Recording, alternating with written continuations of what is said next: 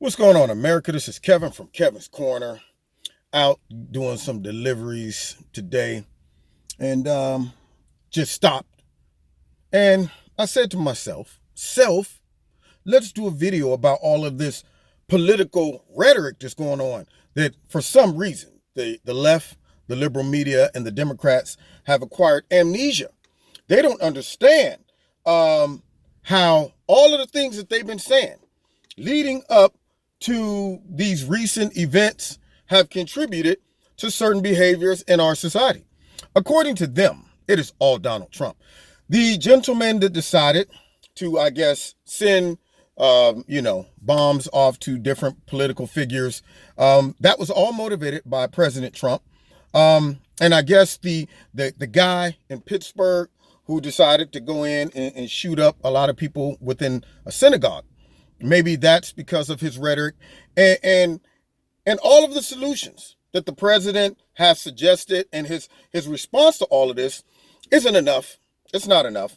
They're thinking that maybe when President Trump addressed the guy who sent all the packages out, maybe he should have fell on his knees and begged Hillary and Barack and I guess Robert De Niro, Mad Max. Maybe he should have begged them all for forgiveness, even though Mad Max gets on TV and she calls him everything under the sun. Even though Robert De Niro talks about how he'd like to beat the president up. Joe Biden talked about how he'd like to take him in the back and go to war with him. Even though they throw out some of the most heinous accusations, CNN, they run a marathon all day. They might as well have Jerry Lewis out there just running a marathon about Trump negative rhetoric. It's just constant. Trump this, Trump that. He just, this once again shows that this man, and so on and so forth. But none of them could understand how that contributes. And I want to try to help them out just a little bit because, see, first things first, there's a difference between one individual who makes a choice to do something stupid, like, for example, send fake bombs to all of these different politicians, or someone evil enough to go into a Jewish synagogue and shoot up some people. And then people try to find out and justify why it happened. Why, what was the motivation, whatever happened to just that person's crazy, mentally disturbed. Because at the end of the day, you have to be mentally disturbed to do something like that, right? Okay. But remember, you're talking about one individual every blue moon that might do something like this. But when you have large groups of people that are doing things like Antifa does, when you have large groups of people who are coming up to Capitol Hill, scratching on doors, forming mobs, going to restaurants, things like that, when you start seeing things like that, you can't say that all of those people are crazy. See, you might have a sporadic crazy person, but when you have a whole lump sum of those people, where are they all getting this information from? Did you personally go out and track down all these crazy people and say, let's get them together and make them go up and try to break into the Supreme Court?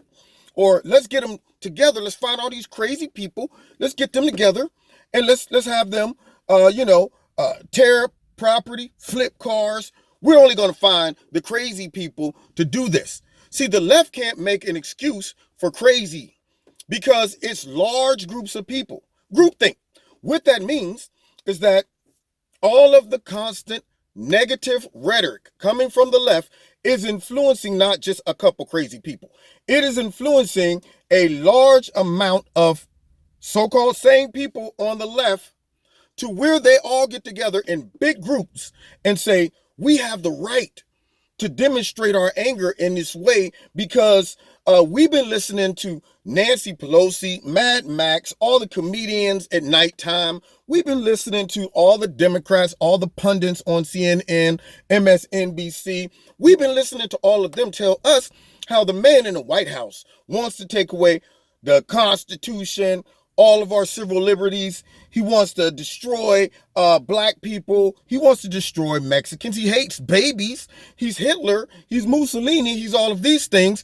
We've been listening to that for the last 2 years, but they haven't contributed to the rhetoric, of course, because when you turn on CNN, they're the victims. When you turn on MSNBC, they're talking about we're victims because he's always out there talking about that the news is the enemy of the people. And he doesn't say that. The fake news is the enemy of the people. But yet now they're saying we're victims. So guess what? I think it could be that this was a diabolical plan, or at least capitalizing off of these latest events. The media has said, how can we shut the mouth of our critic? Because see, up until this point, we've been the ones who's really been fueling all of this division, even though, we project it on the right and we say it's because of them. They're all racist and hate everybody else, but not us. When you're constantly telling us that them over there are racist and they hate everybody. Well, when you're doing that, guess what? The innocent people in the middle who can't tell what you're doing, they think, well, they must be, we got to stop this racism. That's what we got to do. So it would behoove them to take advantage of these things and say things like, oh, well, when Trump now rebuttals and says, well, the media has been dividing this country all since I've gotten to the White House, when he does that, now he's blaming the victim. So I guess now the media is saying, we're now the victim. They had the nerve to even switch this up. Trump said that the shooting that took place in Pennsylvania could have possibly been stopped if someone in there had a weapon. I saw on the news this morning, Donald Trump is blaming the victims. I'm going, how is that blaming the victim by proposing that it could have been stopped? He didn't say, if y'all would have had somebody in there, this would have never happened. He's giving a potential option and solution to the problem, or an alternative to how things have been going. And if they maybe change it up, it could be prevented either then or even in the future. But he ain't blaming anyone, okay? But yet the media, they twist stuff like that, and now all of a sudden, he's victim blaming. And yet they talking about they're the victims. We got a bomb sent to us. I just find it strange that all of the people that takes a beating from Trump after giving it to Trump all received a package, and now they're saying, well, because we received this package, it's your fault and you can't say anything bad about us anymore, okay? Wouldn't that be convenient for them to be able to just have free reign to throw punches at somebody who can't punch back? See, everybody in the gym is sweet on the heavy bag. They like, yeah, you like that? Yeah, get some. Speed bag, all of that stuff. But Mike Tyson said it like this: everybody has a plan until they get hit. That's true. So CNN, MSNBC, the Democrats, they all got a plan, and they weren't ready for Donald Trump because their usual rhetoric, manipulation, gaslighting, all of that stuff doesn't work with him, because he exposes it and he hits them back. And they're like, whoa, I wasn't expecting now their farm is gone. They ain't out there doing all of this. They out there like, straight windmill cat. Yeah, they show that they can't fight against somebody who hits back. So what they want to do is tie his arms behind his back and just land blows, talking about, yeah, look at us, we sweet. You're not sweet. You're not sweet. In the words of Michael Jackson, you ain't bad. You ain't nothing. Nothing. When somebody hits back and they're having a fit and they're going, but whoa, you ain't supposed to punch back. And this whole counter to all of the stuff that they've been doing, and the counter to Trump exposing it, is to simply say, well, if you say bad things about us now, then you're contributing to all of the stuff that's happening to us. When the people on the left, in large droves, not isolated incidents, individuals who are crazy, you don't see hundreds of conservatives going around to restaurants, coming up to Capitol Hill, scratching on doors, flipping cars, blocking traffic, going on campuses, not allowing speakers to come and speak. You don't see that. So when it comes down to this whole idea that it's Trump that's responsible for this, no, crazy is responsible for those individuals, but rhetoric is responsible for the large amounts of people who are becoming angry mobs and demonstrating violence on the left. But they're not responsible, right? I doubt it. Think about that, y'all. Don't be swayed by the manipulation and the reverse tactic of the funky, crooked, nasty, dirty media. And of course, we know the demon rats, double D's, whatever you want to call them. They're horrible, garbage, nasty, polluted, infested party. That's what they are. Let's vote them out. We got a couple more days, y'all.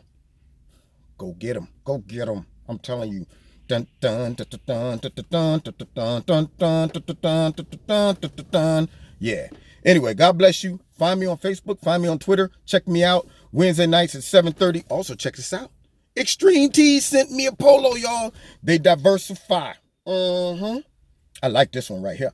I could wear it to work too. See, I ain't got to just wear the casual Extreme Tees. They got all types of stuff. Look at me. This is that look where it's like, you know what? If I wasn't me, I'd want to be me. Yeah, that's what Extreme Tees make you feel like. If I wasn't me, I'd want to be me. Anyway, check out Extreme Tees. The link is in the bottom. Also, if you want to donate to Kevin's Corner, there's a link in the bottom to do that as well. God bless you. Like this video, share this video, and we will see you next time in Kevin's Corner.